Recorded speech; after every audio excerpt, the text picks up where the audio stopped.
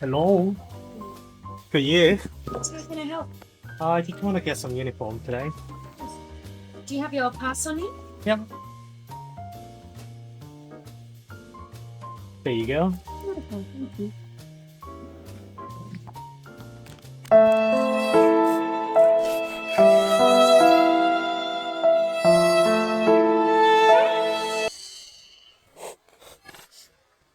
Okay.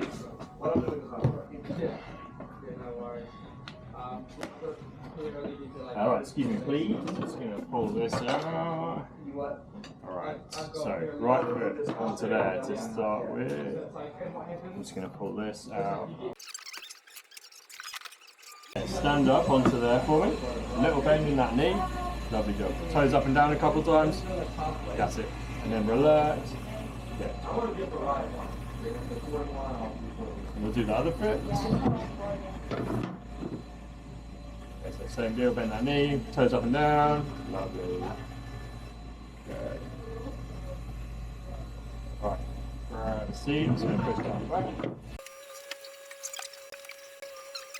We'll get into that in a second, but it's in relation to just the width of the boot. So here, we've got 96.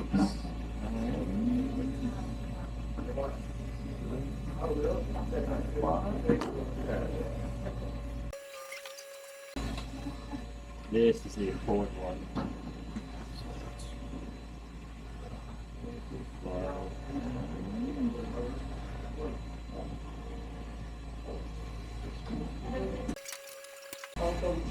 So we want to see the difference between in length between seated and standing. Okay. When you stand up, your body weight goes through your feet, so they get longer, they get wider. I get you to bend your knee, this is more true to how you ski. And then by lifting the toes up and down, we can kind of get everything to relax. Alright, so then we see the half size spread between seated and standing. The width side of things just gives me a little bit of an idea of potentially how much work we have to do up on the forefoot. And then this depth measurement is the most important. Okay, and if it's significantly bigger than the length of your foot, then it will change the size of boot that we go into. But for you, it's all good. Okay, everything lines up really nicely.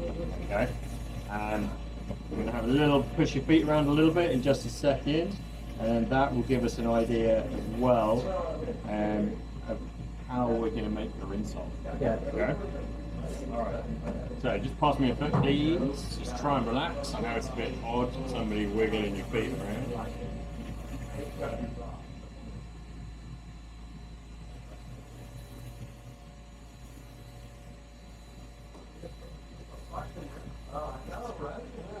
Bend your knee please. Lovely.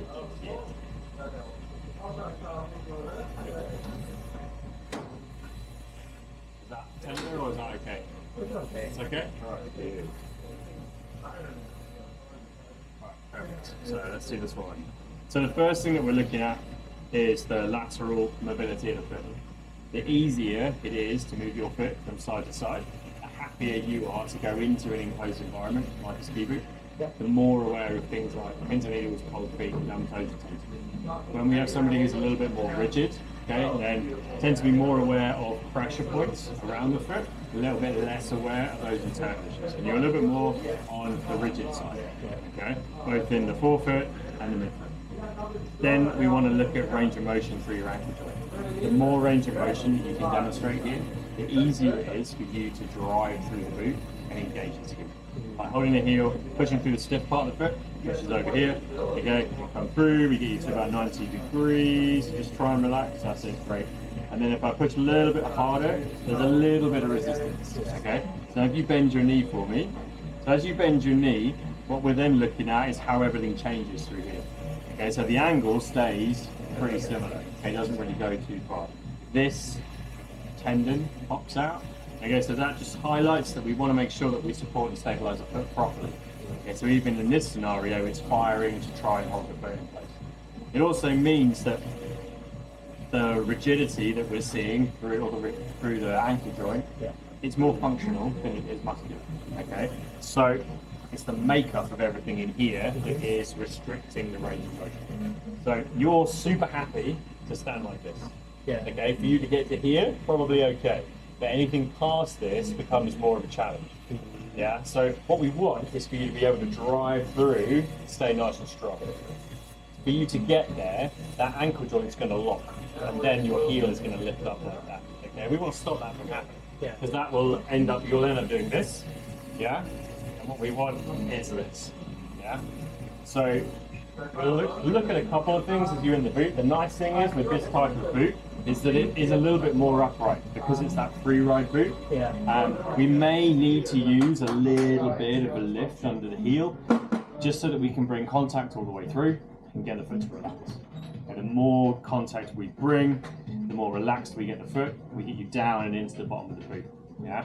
And with a combination of that and the insole, we can open out the ankle joint, utilize the range of motion that you've got with the range of motion of the boot. Making sense? Makes sense. Sounds Yeah? good. Okay. All right. Let's, okay, so stand up for me. You have your foot down into here. All right. Toes all the way to the front to start with. Bring that knee forwards.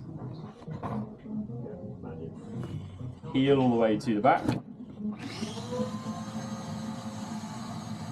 And foot over this side.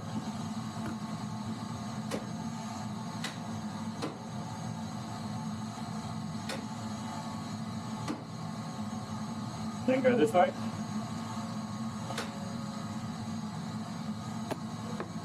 Okay, lift yourself out of there. We'll do the same thing on this guy. Okay, toes all the way to the front, bend that knee forwards. Heel all the way to the back. Foot over here. And then go the other way. Alright, lift yourself up out of there. Grab a seat, that's great. So in the shell check, in the boot, okay, first off we're looking at the length. Your toes touching the front, okay, you want to be able to just kind of slide 2 fingers down in between your heel and the back of the boot. If there's a little bit of wiggle room, that's fine, because it means you can stand up a little bit more, it takes the tension off the toes, keeps everything a bit more comfortable. If there's a squeeze, it's going to be too short, it's going to jam your toes the whole time. If there's too much space like this, you end up kind of moving around way too much. And then you actually end up sliding forwards, resting on the front. Okay, so length looks great. Then with heel at the back, we're looking over the top and around the corner. I need to make sure that I can get 2 fingers around the corner, over the top of the foot, and not touch both at the same time.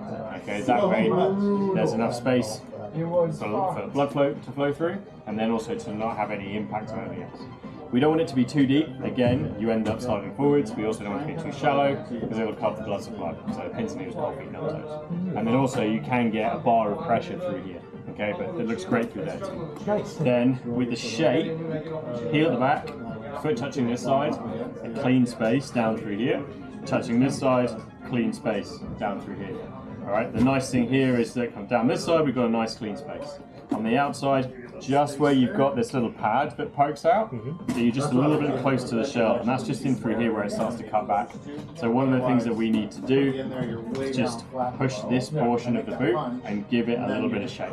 That way we'll really allow that foot to stay relaxed. Underneath here, there's a little bone. If you get any pressure on that, okay, it acts like a light switch for your foot, just turns it off. Okay? Otherwise, this looks really great. Like, it's really, really great. Yeah. Right, so I'm going to have... It's like sometimes playing polo cardinals. Yeah. And then he left us on like 7. Let's go. So here, what we want to see Normal. when we look at toes, get a look at how the forefoot lines up with the heel. Okay, it gives us an idea of what to expect when we do the mold for the insole, and also I say 3 over. nice little look at arch profile, 302. Okay, so both feet slightly different. Okay, this foot, if I put your heel, your little toe, and your big toe joint sits up like this a little bit. On this guy, that big toe joint actually comes down like that. So we have two slightly different things happening with each foot. All right, we need to account for that. Okay, if we can account for that and we can fill the spaces between the bottom of the boot and the bottom of the foot, we can get your foot to relax really nicely into the bottom of the foot. Yeah? And so it's really important that we allow that to happen. We want to get that ankle, that knee, that hip, all flexing forwards, okay, and driving in a nice straight line. If anything, when we get to the right at the end range, when everything gets a lot more stressful, in fact, we want that knee to very gently just dip to the midline. That's the body's natural braking mechanism, okay? And then by holding this up and gently pushing, that's all nice and relaxed under there, which is great, okay? Toe mobility, I just want to see that there's even movement up and down, all right, which is good too. All right, done.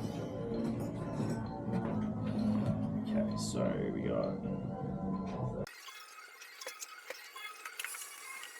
I've got about another maybe 15, 20 minutes, that's it, and then I'm done.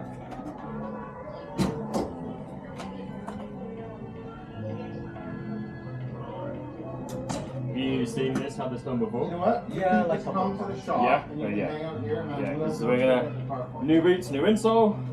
Make sure that we get that nice and stable, Come over fit to nice the shop, and leave stable. your skis on side front, and then come in and hang out on the couch. And I'll be Are you here for the whole winter? Yeah, just working here. Oh, nice. What are you doing? Working at race events. Okay.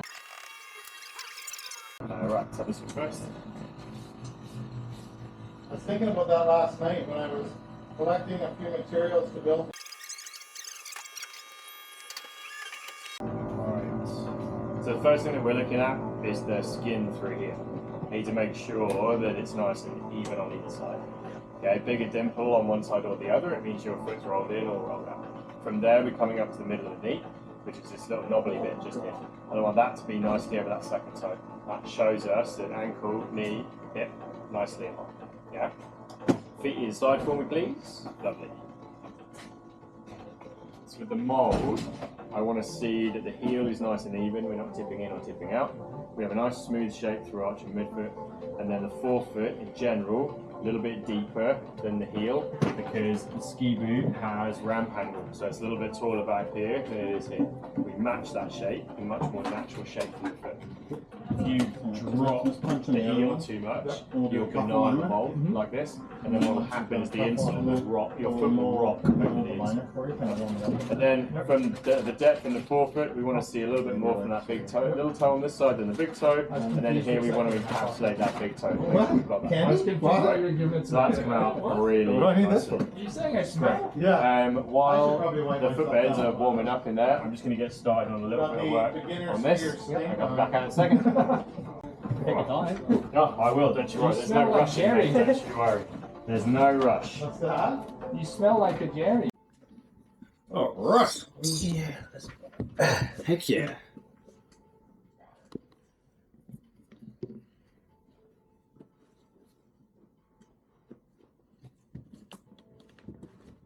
All right. Jump up for us. Okay.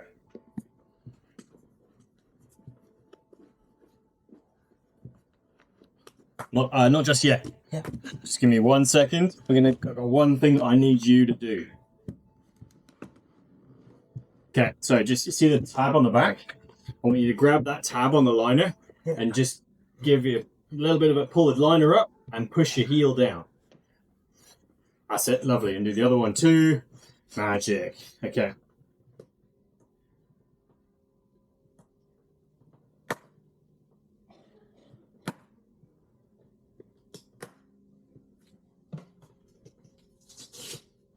So we're always going to start from Upper side. from this bit first, Yeah. and then work our way up. Okay, that way we can locate your foot into the right part of the boot. We can hold it there. We want to distribute the pressure evenly up through the leg, yeah? Okay. So let's bridge down. Listen. Lovely.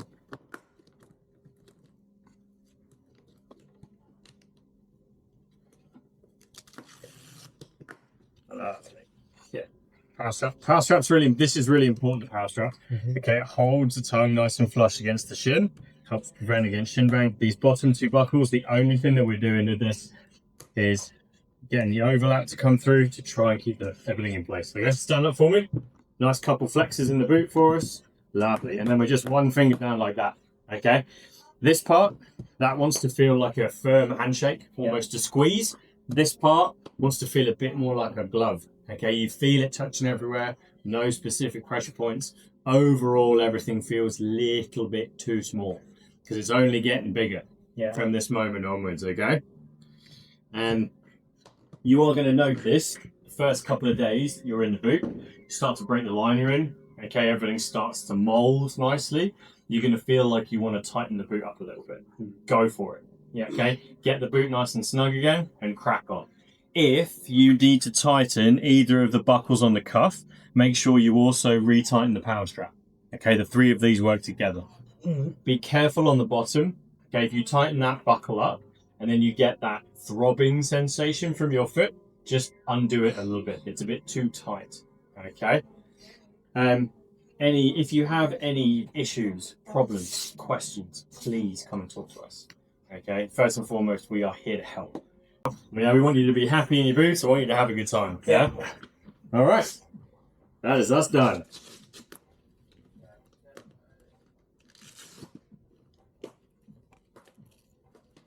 And then drying your boots and storing them, make sure that you leave them lightly done up. It holds the plastic in its position of function.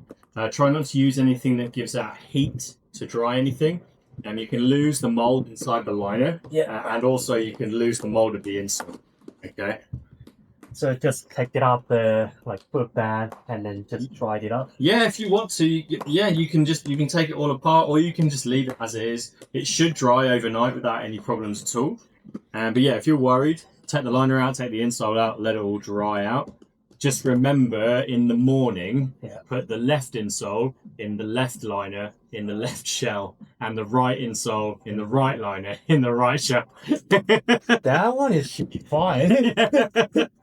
Yeah, there's a few people that can't quite figure that one out, which is pretty funny. Right, there's your boots. No worries.